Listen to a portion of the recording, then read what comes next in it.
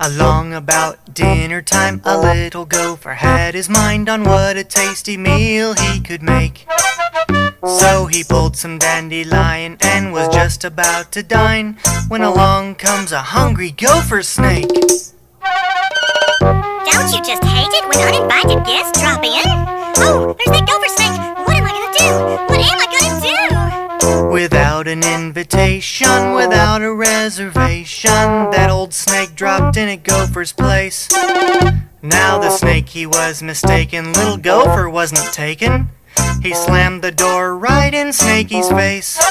Say, what are you? Anti-social or something? All the snake got here was dirt, and since he got his feelings hurt, he made a sharp U-turn around and out. Yeah, the snake was kind of irked, 'cause the gopher had been curt. But who has time to sit around and pout?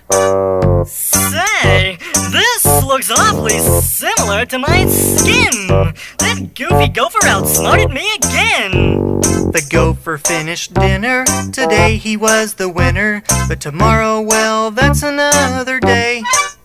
Old Snake will try to enter, come looking for his dinner. But he's no meanie, that's just nature's way. Well, at least he could call first.